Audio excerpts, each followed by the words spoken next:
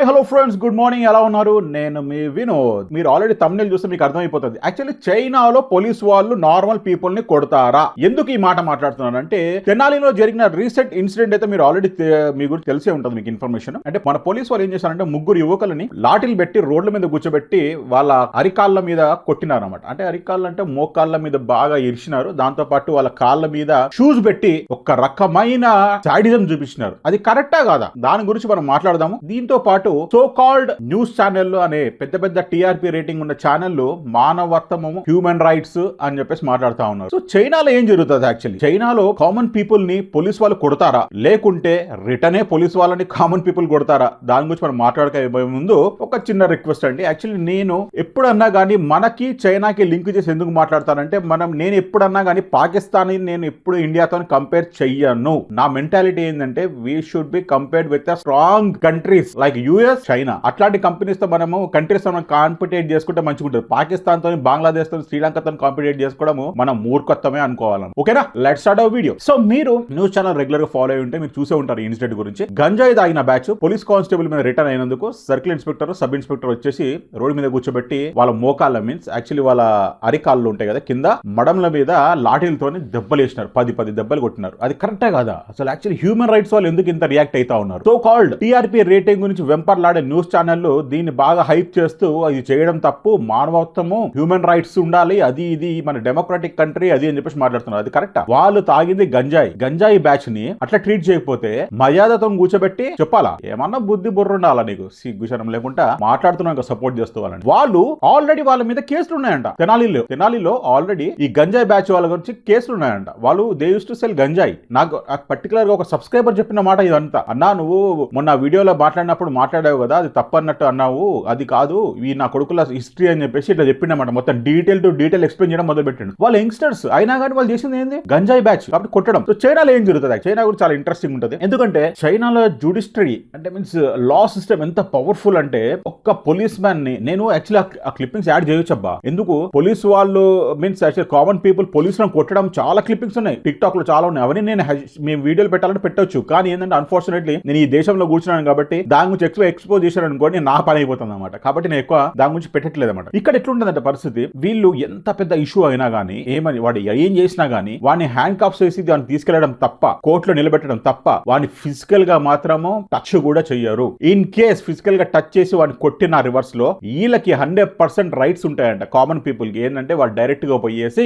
కోర్టులో వాడిని చెప్పాడు అనుకోండి, పోలీస్ ఆఫీసర్ నన్ను అసాల్ట్ చేసినా, నన్ను కొట్టినాడు ఫిజికల్ గా అని చెప్పి చెప్తే వాడి జాబ్ ఆన్ ద స్పాట్ టక్ అని కట్టుకుపోతున్నారు. అంటే వీళ్ళ సిస్టమ్ అట్లా ఉందన్నమాట. ఎస్పెషల్లీ సో ఈ గంజాయి బ్యాచ్ వాళ్ళని కొట్టడం తప్ప కరెక్టా కాదంటే, గంజాయి బ్యాచ్ వాళ్ళ గురించి వీళ్ళ ట్రీట్మెంట్ ఎట్లుంటుంది ఎస్పెషల్లీ నేను ఒక చిన్న గ్లిమ్ చెప్తా. మీకు ఆల్రెడీ మీకు తెలుసు జాకీ చాన్ అనే పెద్ద హీరో, ప్రపంచం మొత్తంలో తెలిసిన వాళ్ళు అందరికీ తెలిసిన ఫేవరెట్ హీరో అనమాట జాకీ చాన్. సో వాళ్ళ కొడుకుని వీళ్ళు నానా తిప్పలు పెట్టినారు, నానా తిప్పలు. జాకీ చాన్ పొయ్యి పర్టికులర్ గా ఏంటంటే పొలిటీషియన్స్ అంటే యాక్చువల్లీ ఇక్కడ పొలిటీషియన్ వాళ్ళ ఇన్ఫ్లుయెన్స్ అట్లాంటిది ఇన్ఫ్లుయెన్స్ అలాంటి ఏం చేయలేరు ఇక్కడ ఎవ్వరిని. ఈవెన్ డిపార్ట్మెంట్ వాళ్ళని కూడా మన దగ్గర ఎట్లుంటుంది అబ్బా, ఏమైనా ఇష్యూ చేసినారనుకో ఏదో ఒక పొలిటీషియన్ కాల్ చేసి చెప్పేస్తాడే మనోడేరా వదిలేరు అనగానే వాళ్ళు వదిలేస్తారు. అంటే వాళ్ళకు కూడా ప్రెషర్స్ అనేది ఉంటాయి కదా మన డిపార్ట్మెంట్ వాళ్ళకి కూడా. వాళ్ళు చేయలేక కాదు, కానీ వాళ్ళు ప్రెషర్స్ ఉండడం వల్ల ఏం చేస్తారంటే వాళ్ళు వదిలేస్తారు. వాళ్ళకి ఏం చేస్తారు, మనకి ఎందుకు లేని చెప్పి వదిలేస్తారు అనమాట. కానీ ఇక్కడ ఎవ్వడు ఏ పొలిటీషియన్ కూడా ఇన్ఫ్లుయెన్స్ చేయడు. ఫస్ట్ ఆఫ్ ఆల్ ఇన్ఫ్లుయెన్స్ చేసే ఛాన్సే ఉండదు. ఎందుకంటే ఎక్కువ సర్వేలెన్స్ ఏంటంటే ఈ గవర్నమెంట్ డిపార్ట్మెంట్స్ వాళ్ళ మీద ఉంటుంది అనమాట. వీళ్ళది కామన్ పీపుల్ కన్నా ఎక్కువ సర్వేలెన్స్ వాళ్ళ మీద పెడతారు. వాళ్ళు అసలు ఏం చేస్తున్నారు, ఏ సంగతి, బ్రైవ్ అంటే లంచం గిట్టా ఏమైనా తీసుకుంటున్నారా, ఈవెన్ యాంటీ సోషల్ ఎలిమెంట్స్ కి మీన్స్ సపోర్ట్ చేస్తారు, అట్లా వీళ్ళ మీద బాగా నిఘా పెట్టి ఉంటారు అన్నమాట. కెమెరాలు ఎప్పుడు రెడీగా ఉంటాయి అన్నమాట ఫోకస్ చేయడం. సో జాకీ చాన్ కొడుకు యాక్చువల్లీ ఇట్లా సేమ్ టు సేమ్ ఈ గంజాయి కేసులో ఒకసారి దొరికినట్టు చైనాలో. మీకు తెలిసే ఉంటుంది ఆల్రెడీ, నేను వాళ్ళకి వీడియో చేశాను దీని గురించి పర్టికులర్ గా. వాడిని లిటరల్లీ జాకీ చాన్ పోయి వాళ్ళ పొలిటిషియన్ సిసిపి పార్టీ వాళ్ళ కాళ్ళు పట్టుకొని ఎక్కి ఏడుస్తే, దాంతో పాటు ఏడిసినా గానీ ఉట్టిగా వదలలేదు. వాడిని ఆల్మోస్ట్ ఎన్ని రోజులు డీటైన్ చేయాలో పోలీస్ స్టేషన్ లో అన్ని రోజులు డీటైన్ చేసినారు. చేసిన తర్వాతలో కూడా ఒక పబ్లిక్ ప్లాట్ఫామ్ పైన న్యూస్ ఛానల్ అందరినీ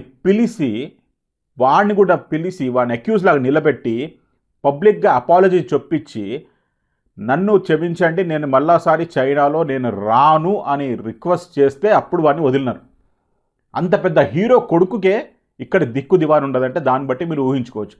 వీళ్ళ లా సిస్టమ్ చాలా స్ట్రిక్ట్ అబ్బా, ఫ్రాంక్గా చెప్తున్నా, చాలా స్ట్రిక్ట్. ఎవడు ఇన్ఫ్లుయెన్స్ చెయ్యలేడు. ఎస్పెషల్లీ పొలిటీషియన్స్ అయితే నాట్ ఎట్ ఆల్ పాసిబుల్. పోలీసులు కొడతారా అంటే కొట్టే అంత సీనే లేదు పోలీసులకి. ఓన్లీ వాడిని రిక్వెస్ట్ చేసి తీసుకెళ్ళడమో లేకుంటే వాడిని ఫోర్స్ఫుల్గా హ్యాండ్ కాఫ్స్ వేసి లాక్కుంటూ పోవడమో తప్ప కొట్టేంత సీన్ అయితే లేదు. ఈ తెనాలిలో జరిగిన ఇన్సిడెంట్ గురించి నాకైతే మనస్ఫూర్తిగా చెప్పాలంటే ఏంటంటే పోలీసు వాళ్ళు చేసింది 100% రైట్. ఈ గంజాయి మత్తులో మన యువత ఊగుతూ తూగుతూ ఏ పనులు ఏం చేస్తున్నారో వాళ్ళకి అర్థం కావట్లేదు. వాళ్ళ హై గురించి విపరీతమైన పిచ్చి పిచ్చి వేషాలన్నీ వేస్తూ ఉన్నారు. మనం చూసిన చాలా ఇన్సిడెంట్స్ అన్నీ ఈ గంజాయి మత్తులో జరిగిన ఇన్సిడెంట్సే కదా. మన యువత అంతా స్పాయిల్ అవుతుంది. సో పోలీసు వాళ్ళు అంత స్ట్రాంగ్ మెసేజ్ పబ్లిక్లో ఇవ్వకపోతే వీళ్ళు ఇంకా చిల్లరిగిపోతూ ఉంటారు. పోలీసు వాళ్ళ మీద చేస్తే ఎవడన్నా ఊరుకుంటాడా? బేసిక్ కామన్ సెన్స్ కదా అది. అట్లాంటి ట్రీట్మెంట్ ఉండాల్సిందే కదా. మళ్ళీ హ్యూమన్ రైట్స్కి న్యూస్ ఛానల్స్కి ఎందుకంత వెంపర్లాట నాకు అర్థం కావట్లేదు. ఏ లెవెల్లో సపోర్ట్ చేయడానికి వస్తున్నారు? బేసిక్ కామన్ సెన్స్ లేకుండా ఎట్లా సపోర్ట్ చేస్తారు మీరు? వాళ్ళు ఏమైనా మహాత్ములా? ఇంకా దాంతోపాటు ఇంకోటి ఏంటంటే ఎస్పెషల్లీ చెప్పాలంటే విక్టమ్ కార్డ్ ప్లే చేయడం అయితే మన వాళ్ళకంత వెన్నతో పెట్టినంత విద్య ఇంకెక్కడ లేదబ్బా. విక్టమ్ కార్డ్, అతను దళితుడు, దళితులని ఇలా కొడతారా? ఇది సోషల్ సొసైటీకి అగేన్స్ట్. ఆయన లోవర్ క్యాస్ట్ నుంచి క్యాస్ట్ ఎందుకు వచ్చారు మధ్యలో? క్యాస్ట్కి దీనికి ఏం సంబంధము? మీరు మధ్యలో విక్టమ్ కార్డ్ క్యాస్ట్ అని పేరు వేసేసి ఆయన దళితుడిని కొట్టినారు వీళ్ళు అది ఇది అని చెప్పేసి మాట్లాడుతున్నారు. వీడు మీకైతే దండం రా స్వామి, నిజం చెప్తున్నా. ఈ విక్టమ్ కార్డులు క్యాస్ట్ వల్ల ఆడడం తప్ప. కొంచెం తగ్గించుకోండి కొంచెమన్నా. మన డెవలప్ కాకపోవడానికి కారణం కూడా పెద్ద విక్టమ్ కార్డు వచ్చేసి ఇదే, క్యాస్ట్ రిజర్వేషన్స్. క్యాస్ట్ అరే నీ అమ్మ జాబ్లలో దీంట్లో రిజర్వేషన్స్ ఉన్నాయంటే మనకొచ్చి నీ అమ్మ ఈవెన్ క్రైమ్లో కూడా రిజర్వేషన్ల గురించి తీసుకొచ్చి మాట్లాడతారు. వీడు మన దౌర్భాగ్యం అట్లా ఏడిచింది. నేను చూసినా కదా న్యూస్ ఛానల్స్లో, కొంతమంది న్యూస్ ఛానల్స్లో చూసినా ఈవెన్ కొంచెం మంది పొలిటీషియన్స్ మాట్లాడుతున్నారు. దళితులను కొట్టినారు, రోడ్ల మీద కూర్చోబెట్టాడు. కొట్టకపోతే ఏం చేస్తాను? ముద్దు పెట్టుకుంటారా? గంజాయి తాగేవాడు ఇష్టం ఉన్నట్టు పోలీసుల మీద రిటర్న్లో పోతే కొట్టకుంటే ముద్దు పెట్టుకొని కూర్చుంటారు. సిగ్గుశరం ఉండాలా, ఎస్పెషల్లీ ఆ న్యూస్ ఛానల్స్కి ఆ సపోర్ట్ చేసే వాళ్ళకి. చెత్త నా కూడా కల్లారా. హ్యూమన్ రైట్స్ ఉండడం వల్ల రా మన జీవితం ఇట్లా అట్టేది. పెద్ద పెద్ద ఇన్సిడెంట్స్ జరుగుతున్నంత వరకు మీకైతే సిగ్గుశరాలు రావు. ఆ న్యూస్ కవర్ చేస్తారు. ఈవెన్ ఇంకా హ్యూమన్ రైట్స్ ఉన్నాయని చెప్పేసి వీళ్ళని సపోర్ట్ చేస్తే కవర్ చేస్తారు. మన దేశానికి ఏం కర్మ పట్టిందిరా? ఇట్లా నా కొడుకులను అట్లనే కొట్టాలా. అరికాలను ఉట్టిగా కాదు, మొత్తం విరిచేయాలా, నట్లు ఎక్కించాలా, బోల్ట్లు ఎక్కించాలా కాళ్ళల్లో, ఇంకొక ఫ్యూచర్ నడవకుండా. అట్లా చేస్తే ఇంకా తగ్గుతుంది క్రైమ్ అనేది. క్రైమ్ రేట్ పెరగడానికి కూడా ఏంది, మనం లీనియన్స్ ఇవ్వడమే, మన పొలిటీషియన్స్ సపోర్ట్ చేయడమే. అది మాత్రం 100% షూర్. అది అట్లా చెప్పేవారు కొంతమంది కడుపు మండిపోతుంది. అంతే కదా. ఇక్కడ ఏందబ్బా ఇట్లాంటి కేసులల్లో, ఎస్పెషల్లీ డ్రగ్స్ కేసులలో కానీ దొరికినా కానీ, ఈ వీడ్ కేసులు అంటే మీన్స్ గంజాయి కేసులలో దొరికినా కానీ, డిపెండింగ్ ఆన్ ద క్వాంటిటీ వీళ్ళు డిసిషన్ తీసుకుంటారు స్ట్రైట్ ఫార్వర్డ్. డ్రగ్స్ కేసులో సర్టన్ పర్సంటేజ్ ఉంది. 100 grams, 10 grams, 50 grams ఆ లెవెల్స్తో వాళ్ళ పనిష్మెంట్స్. 10 grams అంటే 3 months, 6 months, 7 months అట్లా ఇంప్రిజన్మెంట్ కంపల్సరీ. అది లిమిట్ క్రాస్ అయ్యి అట్లీస్ట్ 100 grams, 200 grams లెవెల్లో వాడు ట్రాఫికింగ్ చేస్తున్నాడు దొరికాడు అనుకో, డైరెక్ట్ 53 rupees కాస్ట్. అంతే. మీకు అర్థమైందా? 53 rupees కాస్ట్ అంటే ఏంటిదో? దించడమే. రిటర్న్గా కూర్చోబెట్టి వాడి మీద దండ వేసేసి ఒక బోర్డు పెట్టేసి ఈ నా కొడుకు ఈ సో ఏం చేసి ఉండని తీసుకెళ్ళి కూర్చోబెట్టి కుక్కని కాల్చినట్టు కాల్చి పడేస్తారు. అట్లా కదా మనం చేయాల్సింది. మన దగ్గర అట్లా ఉండదు కదా. అన్ఫార్చునేట్లీ ఏమైపోతాయంటే ఈ సెలబ్రిటీస్ని సపోర్ట్ చేయడానికి మన పొలిటీషియన్స్ చాలా మటుకు రెడీగా ఉంటారు. పోలీసు వాళ్ళని బాగా ప్రెషరైజ్ చేసి వాళ్ళ మీద ఏ యాక్షన్ తీసుకోకుండా, ఏ కేసులు రాకుండా చూసు అని చెప్పేసి పోలీసు వాళ్ళ మీద ప్రెషర్ పెడతా ఉంటారు. అది మన దౌర్భాగ్యం. అది చెప్పిన మీరేమనుకుంటారు? మీ అమూల్యమైన కమెంట్ మాత్రం డెఫినెట్లీ మన వీడియోలో పోస్ట్ చేసి ఛానల్ సపోర్ట్ చేయాలని చెప్పి నేను కోరుకుంటున్నాను. ఓకే అండి, by by, have a nice day. జై హింద్.